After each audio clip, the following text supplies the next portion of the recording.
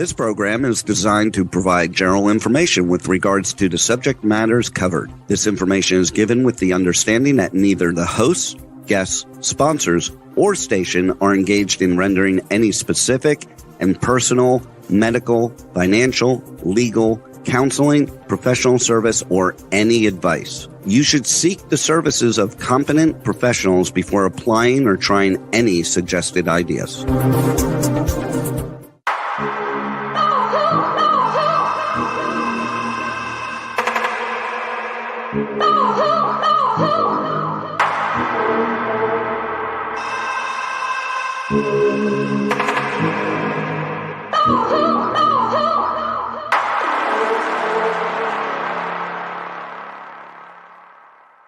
Good morning, true seekers and true crime junkies. Welcome back to another episode of Hit the Road, Jack, Finding the Zodiac. I'd like to welcome Harriette Sucher to the show today. Yes, good morning. Good morning. How are you doing? Oh, I'm doing fine, but my phone is acting weird. Right? Well, before the show. hopefully it sticks with us. We can't have that going on the fritz. It's all we've got. Yeah, it wanted me to play the candy app game. I was like, what? I had to turn off the phone. I don't do those things. Anyways, yeah, we're going to have a great show. Yeah.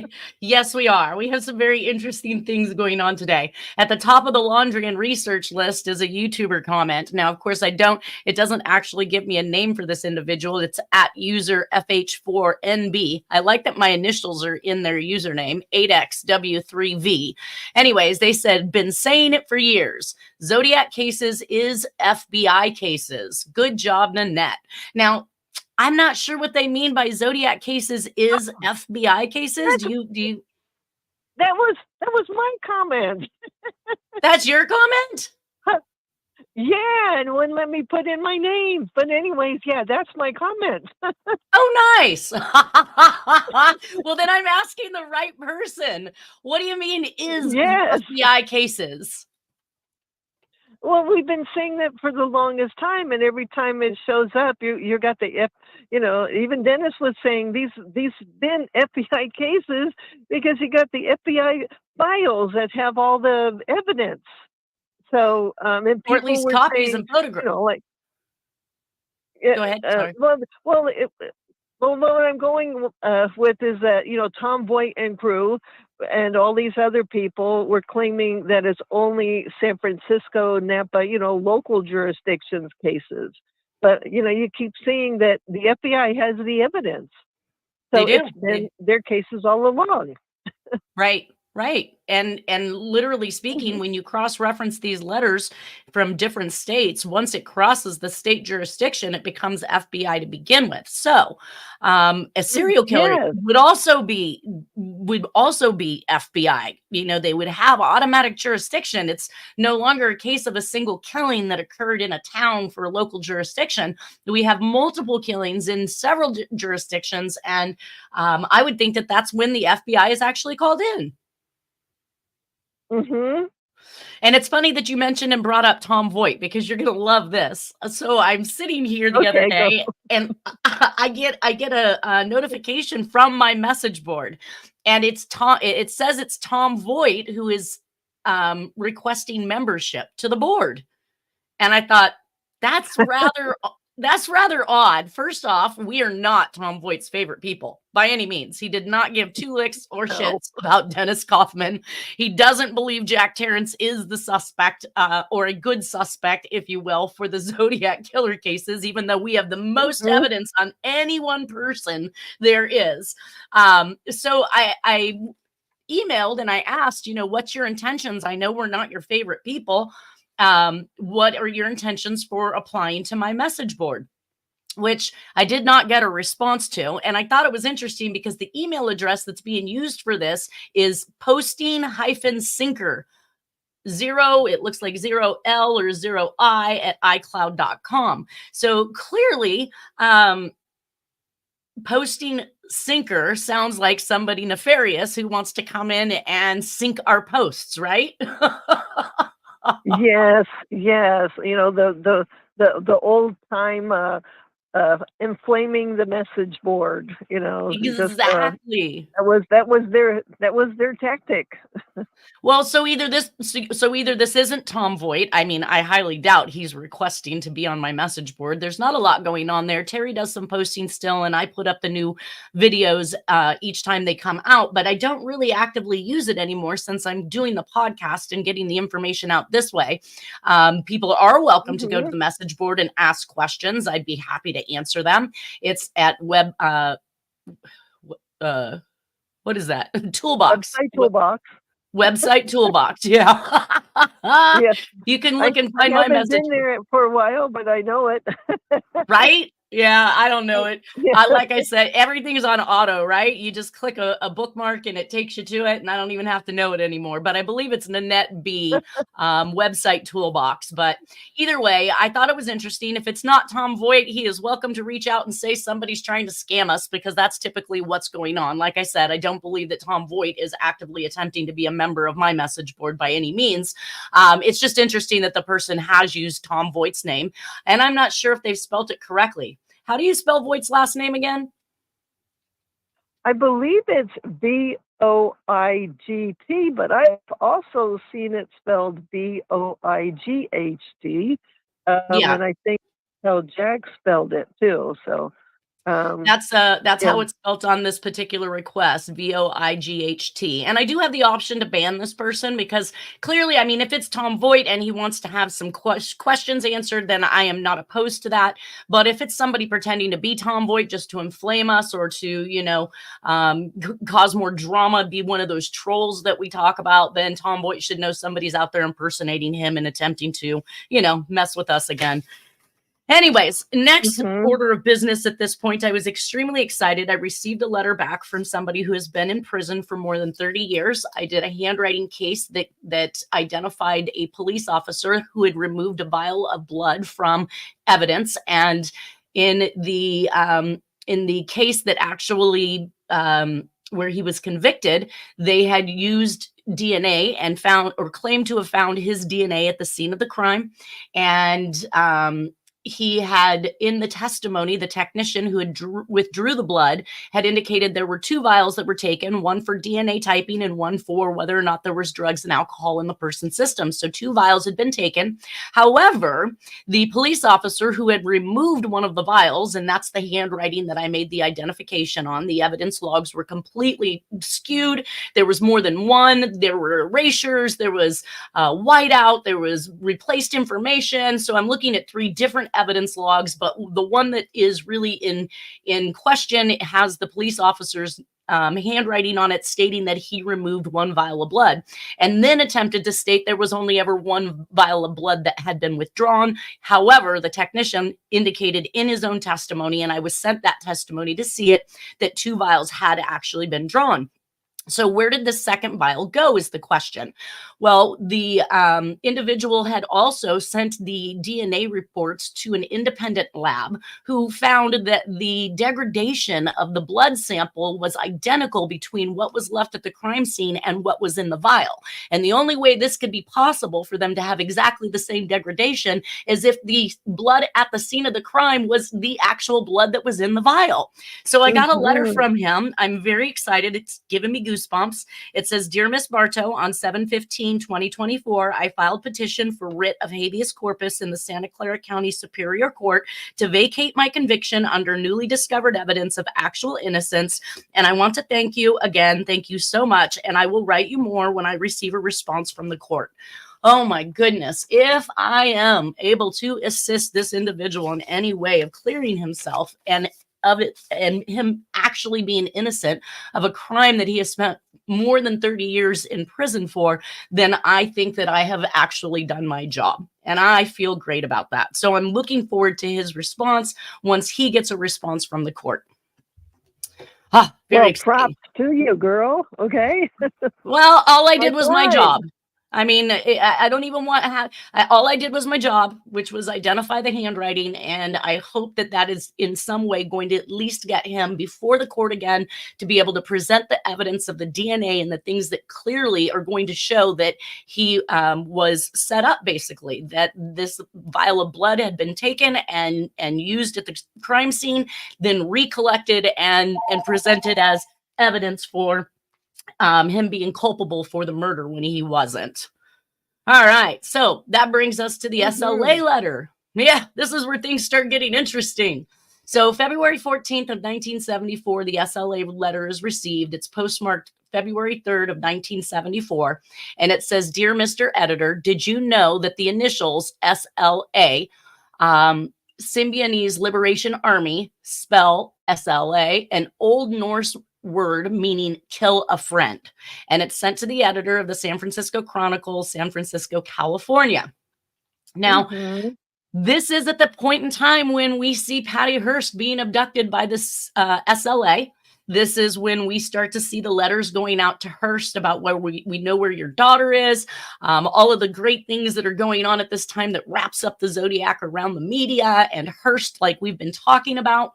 So the initials SLA is for the Symbionese Liberation Army, the Norse word for kill a friend. So again, a citizen, a friend, like the sign-offs are all pretty much similar to what we're seeing going on with the Zodiac. And the writing is most like the Scorpion writings to John Walsh, but also like the 1986 letter. Yeah. SLA equals, well, now, was there a Manson family connection to the SLA? There's a lot of people that say there were. It seems to be an indirect connection, especially in my view now, because he was known as, like the family. And then you have Lightning Amen as being brought up in a lot of the ones that I've done recently. We've done a show or two that brings up Lightning Amen, the family. So there is an indirect connection. Manson was down there with Lightning Amen, his ranch, pretty far apart, I think, but still in the San Bernardino County region. So yeah, the long-winded answer is there seems to be some kind of connection. Right. Well, and in here, when it signs off a friend, we saw that in Black Dahlia, and I labeled it as Q20. I'm not sure what communication that is anymore, but I believe it was the Armand Robles connection where he signed off a friend, the fellow student, Patricia Houts, and a citizen by Zodiac. So all of these are wrapping themselves around each other. Now, the envelope itself, like I said, it is sent to the editor, San Francisco Chronicle, San Francisco, California. There is a date at the bottom left-hand corner that says February 1974. I'm not sure if this is Zodiac's writing. It is similar to the writing that is on the actual letter itself, or if it was something that was written by law enforcement or FBI afterwards. But I still did make a comparison with that. It is a 26-year anniversary note of the Gladys Kearns death. Zodiac is gone until September of 1974, and Patty Hearst was a huge story maker in this movement. And Daddy Hearst, as I wrote, Daddy Hearst made a huge amount of money selling papers over it, I'm sure. Now, this letter is not on the confirmed list of the FBI FOIA communications from the Zodiac Killer, but everybody has agreed, or at least the document examiners had agreed, that this was another communication written by the Zodiac. The SLA manifesto for sale in a magazine store in Stockholm, Sweden in August of 2008. So we see things that have happened in Sweden, though I have not introduced those into this podcast. There were murders over there. They were camp murders where bodies were stacked on top of each other. They were couples that were murdered. I want to say there was 4 or 6 of them that were camping that were killed, but I didn't actually enter that. And then I told myself to research Patty Hearst's involvement, since this may be a news promoting and newspaper selling event. Was this something collectively decided to have happen with Patty Hearst just to make more money, just to sell more newspapers. I don't put anything past these people. Even this whole Trump thing that has gone on. It's not that I've been listening to the news. I barely heard about it from a friend by text about what had happened to Trump. And half of me wanted to say, yeah, I know the other side wants to take him out, but we just don't assassinate people anymore. After JFK, it's just not a thing to do. And so that made me think, did Trump perpetrate this himself so that he could get the attention of America, make himself look like a victim that would give him the pity votes that he's looking to get into office? So recently I just posted something that said, we don't want anybody in 2024. America can do better than what we've got running for us right now, which is absolutely scary. And we have to be one of the biggest jokes in the world to know that people are still trying to off leaders in a country where we're supposed to be free with the freedom of speech and all of the things that we take for granted here. So I do find that whole entire thing, maybe even just a crisis antagonist type situation like we see with the Zodiac cases. So on the PowerPoint it would presentation, be something like an opportunity. I really don't think, about anything like that was saying that, it happened and they said, well, we can definitely use this. It's not pretty, but, so, and I think that's what happened with the SLA issues. And that's why Jack is triggered to be real quick. They're pregnant with Patty Hearst in late 1953. That's when Frank Olson goes out the window, MK Ultra stuff, born early 1954. And now this is happening. I think he's trying to work, but he's being triggered and keeps, seeing Frank Olson going out the window. He's in UC Davis, and he keeps looking for that freaking stamp, the cure. Well, I did do a lineup of the... making... Go ahead. No, I was going to say, again, it's just an opportunity, and it did sell newspapers worldwide. Oh, absolutely. 100%. Millions of newspapers. I'm sure you've got one of the hottest media magnets in the world. His daughter's purportedly been abducted, supposedly goes through mind control, commits a robbery at a bank, and is pardoned in the end. Like, I don't know of much more that could make the greater news than that. Like, that is just, Anyways, I did do a cross comparison of the February 1974 from the letter to a written picture that Jack had written the words February 5th, 1989 on.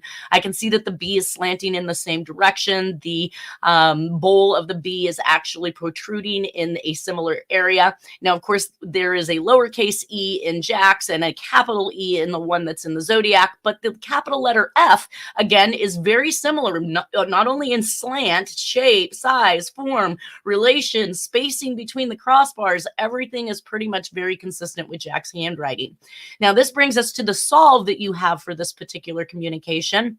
Do you have that one available? Oh, yes, I do. And I remember almost crying when I saw what it said. And I think I sent you a text. Lynette, this is sad. So anyways, it's I-O-R-K. It's an anagram. The whole thing is an anagram. Okay. I-O, which is R-K. Norma Mortensen had baby. What is R-K? That's Robert Kennedy. He's trying to say, I think that Robert Kennedy is saying that Norma Mortensen had baby, did not kill self, in parentheses, E-A-D-L-Y-M did. What's that mean? His sister is Nanny. Well, let me just read out the whole thing because, again, it's an anagram. It's documents in order. Robert Kennedy said, Norma Mortensen had my baby, did not kill herself. Edward Adams, Donna Lass, Yves Montan did. Her sister is Nanny. My wife, Ethel, pay aid to raise our little girl as own alone. So let's see. That's an anagram. Right. And so sister is Nanny. Her sister is Nanny, my wife, Ethel. So who is the sister? Do we know who that is? She's last name Morris, I remember, right? But she had a baby. Gladys Baker Morris became famous at the same time as Dennis is trying to say my dad, my stepdad is the Zodiac. So that woman was believing all along that the person who had raised her was her mother, but on the deathbed is saying, I'm actually a half sister to Marilyn Monroe, the famous person. That's your real mother. So she's the one that came out and said she was the love child of Marilyn Monroe, and was it JFK? But here it's saying RK is taking credit for her. Well, it's saying, if I remember correctly, the document that Gladys Baker Morris found is said on the final, after years of trying to find to see the public version of this document of the adoption, anyways, that is saying that John F. Kennedy is the father and that Norma Mortensen is the mother.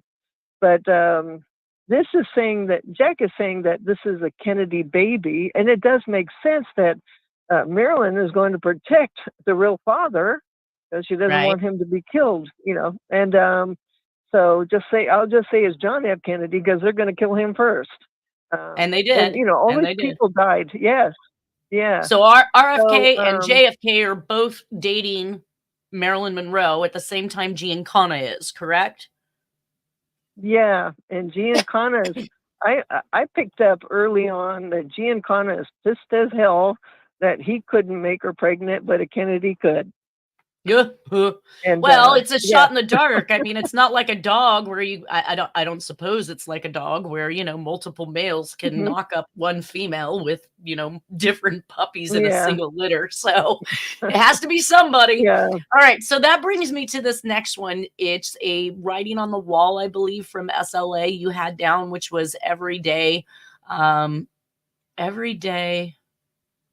Let's see. Every day my rage grows, fonder of the poison I pack into the heads of my bullets. All right. So I'm going to read the message and then you can read the solve.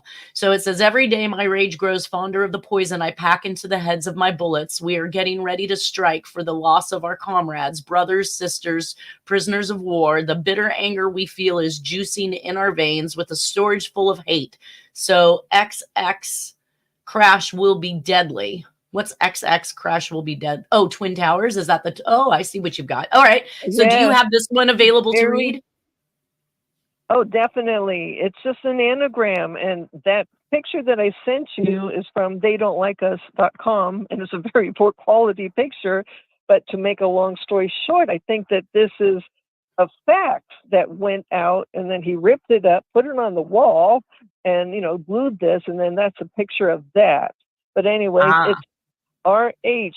Patty, Robert Hearst, Randolph Hearst, Patty, she's so sorry for Heist and then he's saying the Eisenhower Saudi EO-PE, that's Thomas Dewey, and then it say that era, age, Feldman, LSD, George White, Gottlieb, Frank Olson, Anthrax, CIA, MK Ultra, the two Twin Towers and the X spot. Anyway, storage full of ID and IO, that's years of documents, files, why a future, i.e. surprise, therefore afterwards, surprise bin Laden group time bomb of towers, World Trade Center, WTC-7, crash to destroy every secret thing, terror of San Francisco, J. And then I put Jack Terrence because I know it's from him. And get this, Patty Hearst's book title was named Every Secret Thing. Oh, really? Yeah. So I never bought that book, but I found that very interesting that he put, they're going to destroy every secret thing. Well, and World Trade, or the building number 7, contained the CIA office and the Treasury office.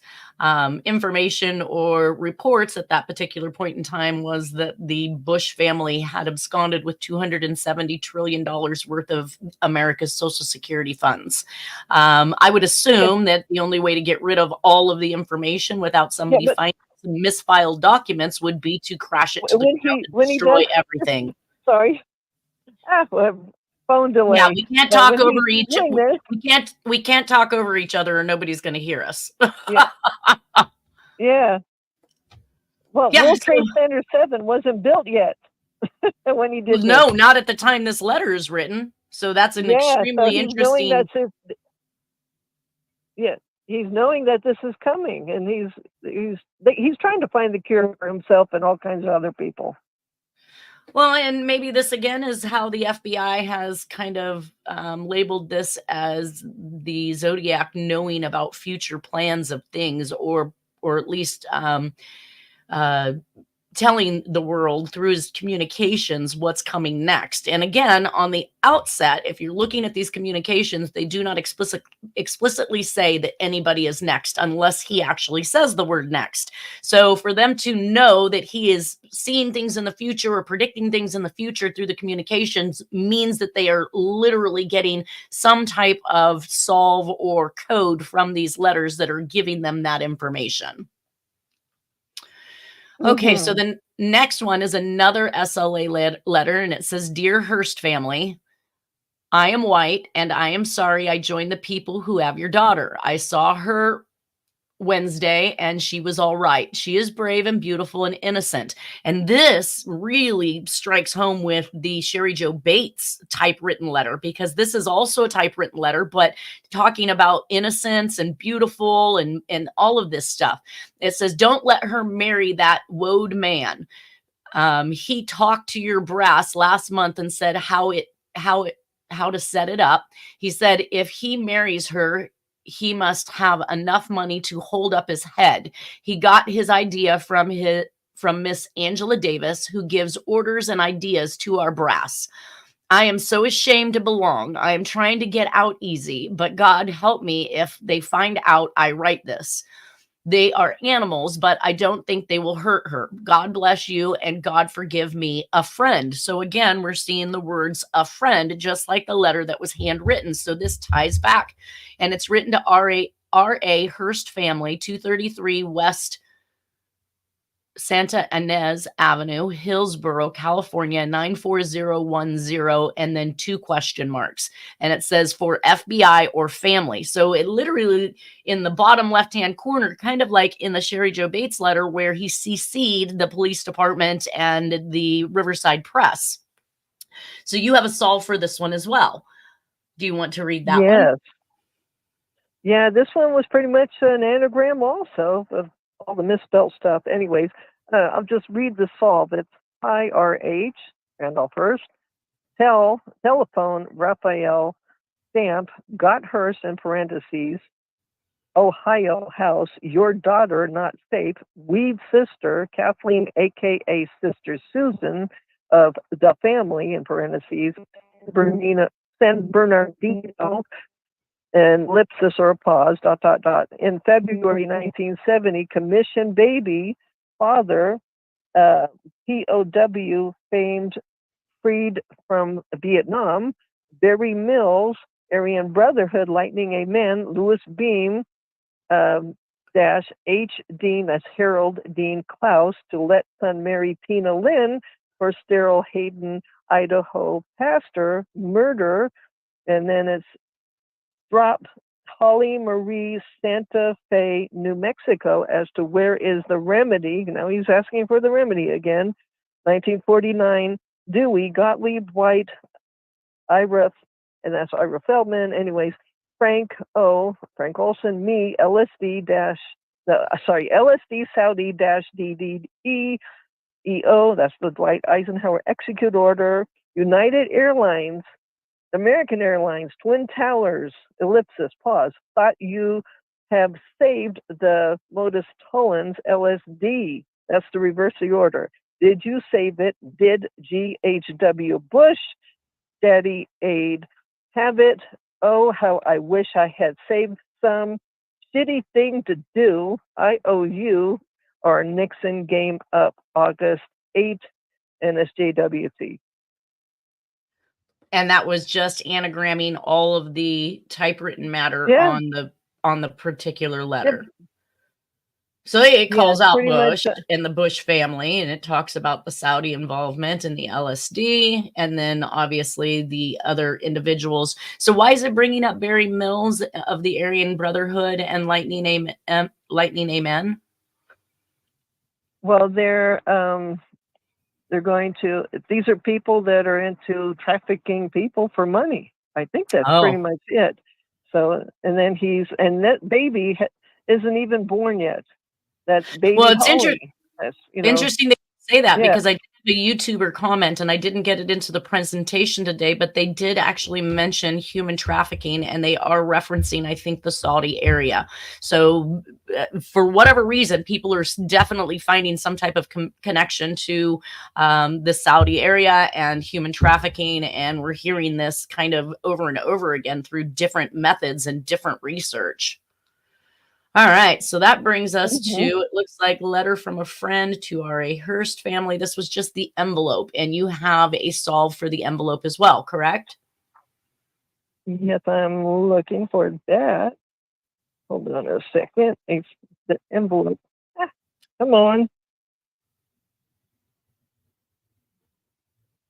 Yeah, this is the Dear Hearst Family 1974 envelope. Correct? I believe so. I Yeah, believe. February 11th, Yeah. So, 74. yep. So this is RH. That's again Randolph Hearst, Mickey Scott telephone letter, Postcard King, Robert Mackenzie River. Then it's kind of blurred, and I Let left me it as let me let me stop you right there real quick because that kind of kicked off. We have the postcard that is to the king, right? And we have the yes, Mackenzie River is the postcard, the Mackenzie River, Oregon, right? Do I have that right? yes.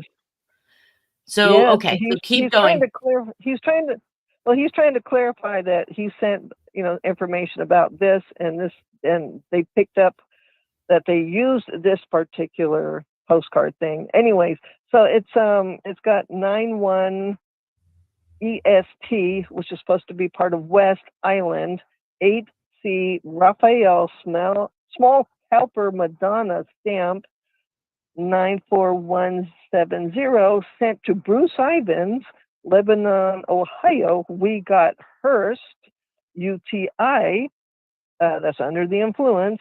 Future is President Nixon, game 8/8/1974, 901, that's game up.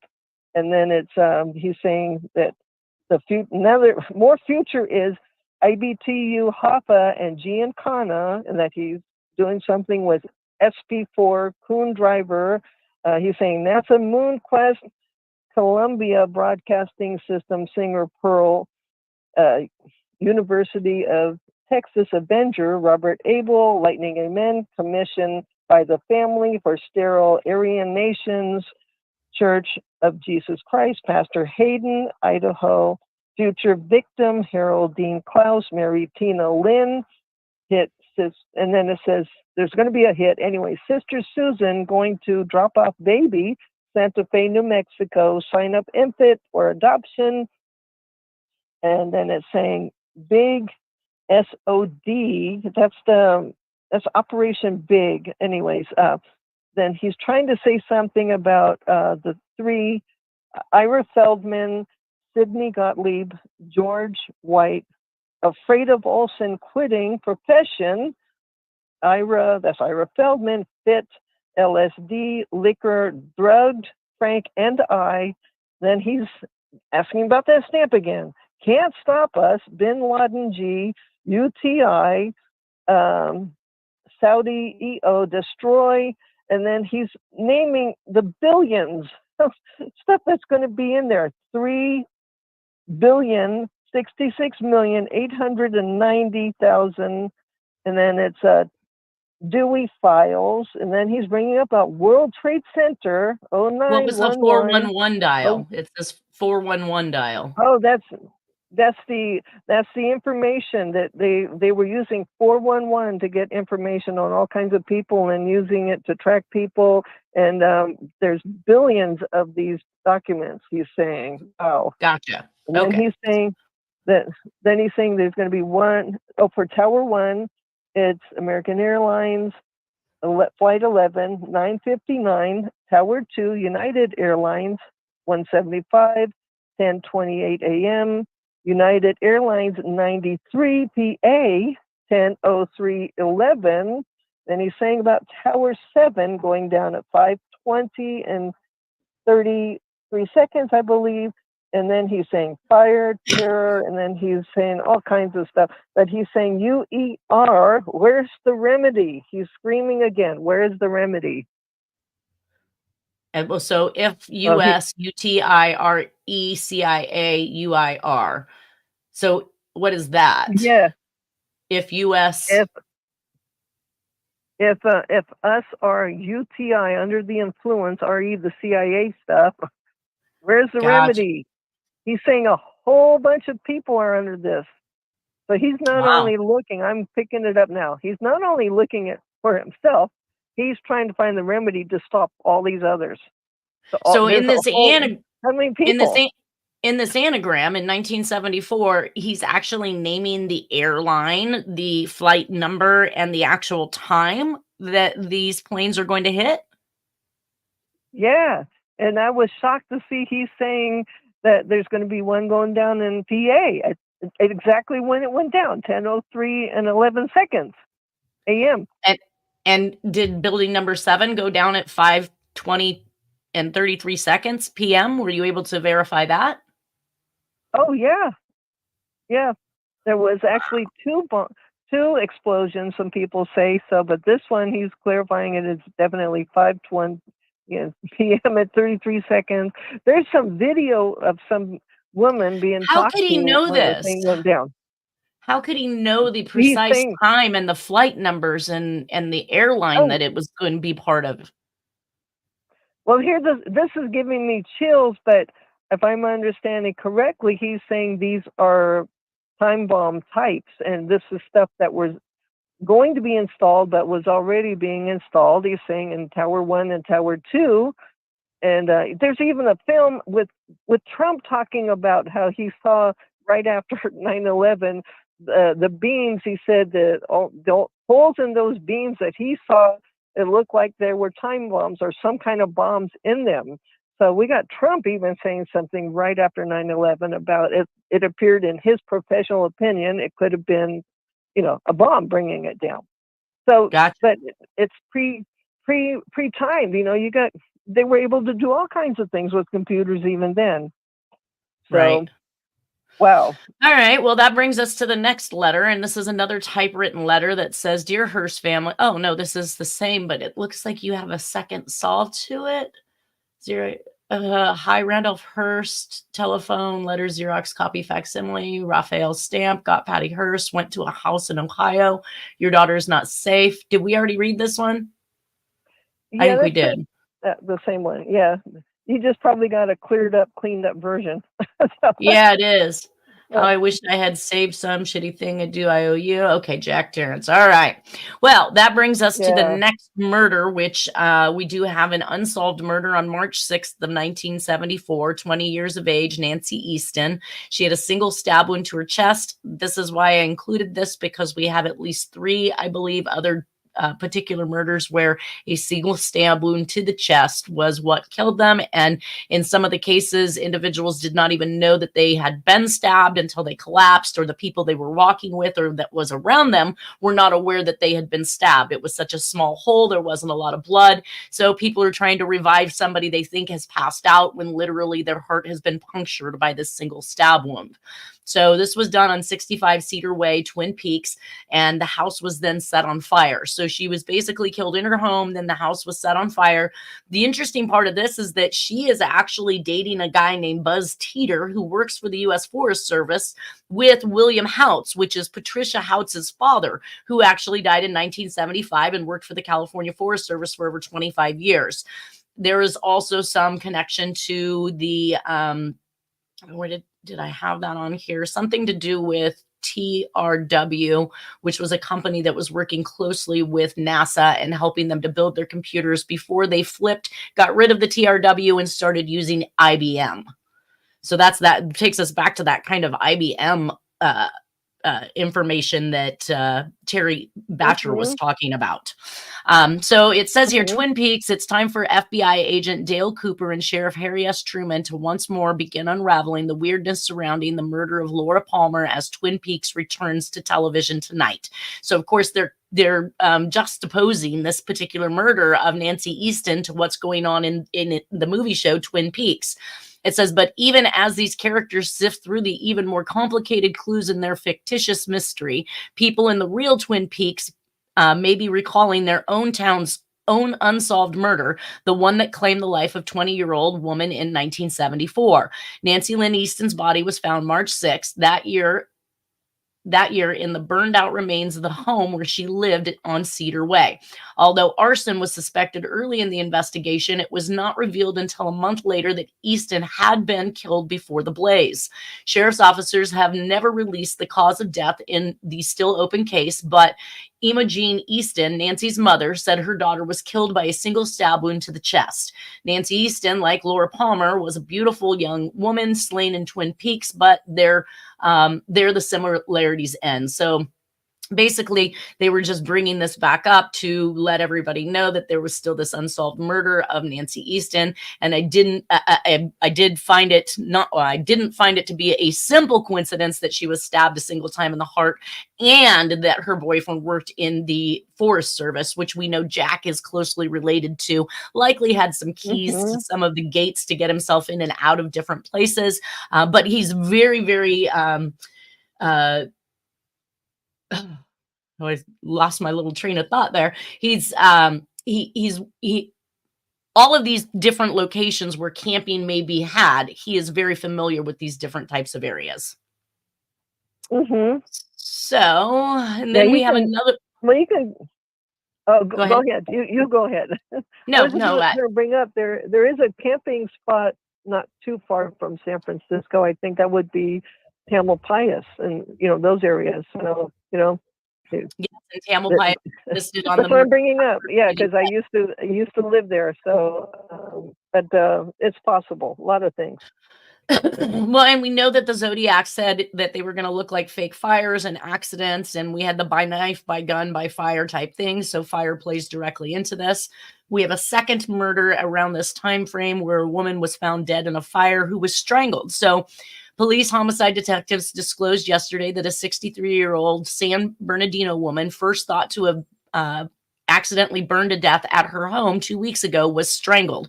So again, they're covering up the fact that she was killed by attempting to burn.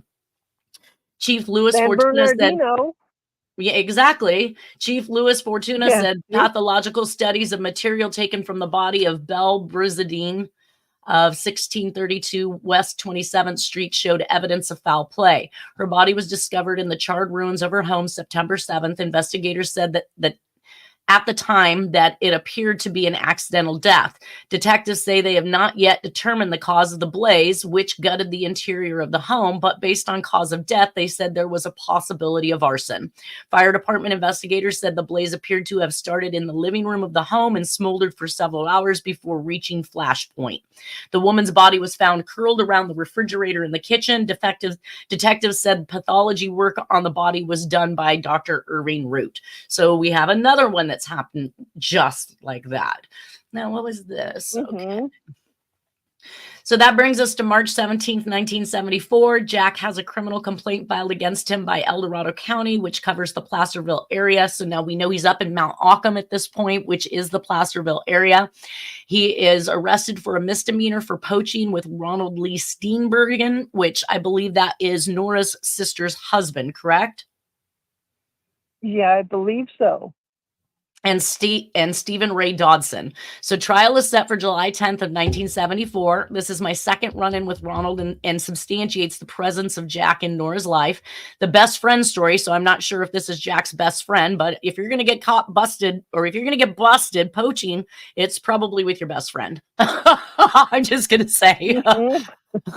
Or has Ronald been a hideout for Jack all of this time? So it turns out It turns out Ronald Steenbergen is Jack's brother-in-law through the marriage of Nora's sister Martha to Ronald. Not only was he said to be a really good friend, if not best friend of Jack's, he was also his hunting buddy and seems to live in near proximity to wherever Jack was up until he moved to Minnesota. So turns out Jack was interested in Martha first and then introduced his best friend Ronald to her, who then married Martha. They became a couple and eventually married. Then Martha introduced Nora to Jack, who found an interest in Nora.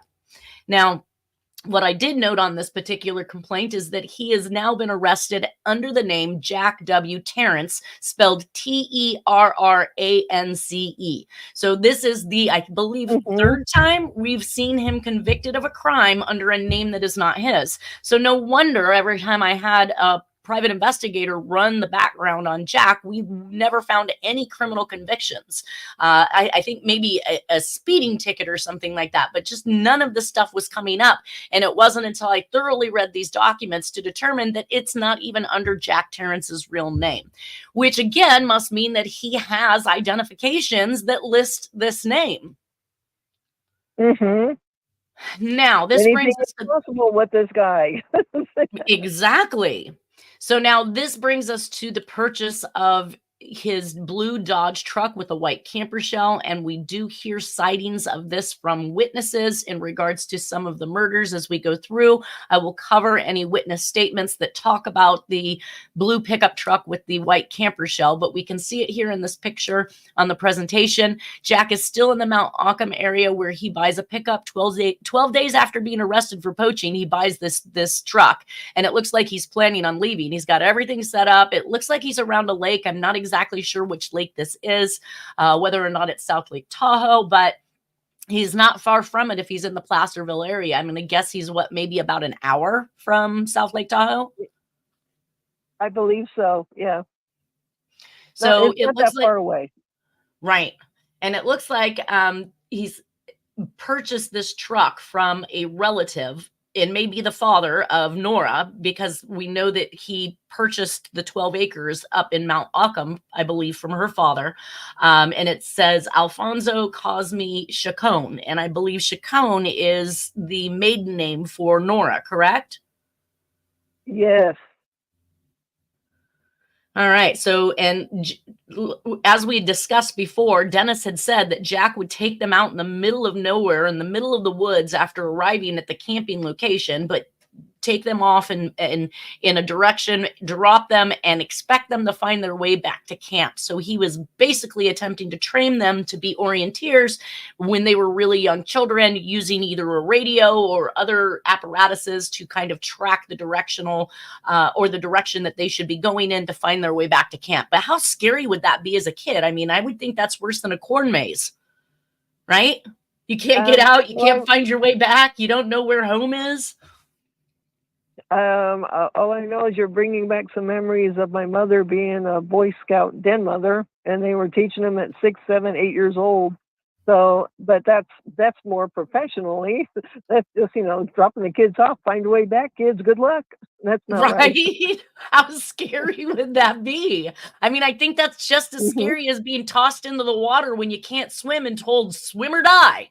It's the same thing in the woods. One wrong turn, you can end up down a ravine. One wrong turn, you can end up going the wrong direction and never make it back. You can become dehydrated. You are going to be hungry. Like, I can't imagine being a kid and having to go through that. Well, that breaks us down to 1 minute here. So if there's anything you would like to add, we are pretty much at the conclusion, and we'll have to pick up where we left off next week. Well, I'll just say, like I said the last time, God bless America, and everybody have a wonderful day. Enjoy the spring leave here, but anyway, right? Still, good day. I'm hoping it's going to start getting a little bit cooler. That will be nice. All right, everybody. Well, what's that? Oh, I was going to say me too, and I hope that we're going to get past the heat. Exactly. I hope everybody has a wonderful weekend, and we will see you next Friday. Take care.